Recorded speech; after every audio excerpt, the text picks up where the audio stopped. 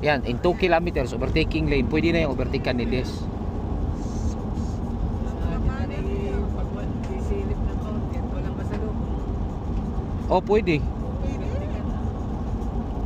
Ay, hindi hindi sila... Bawal pala rin.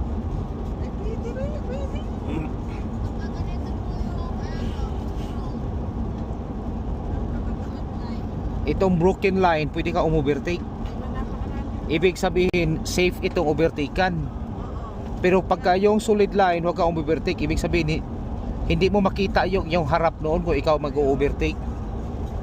Kaya, takaw disgrasya. Mag-overtake ka na destra dyan. Hindi, Kung mag-ano, kung meron na dyan overtaking 2 kilometer.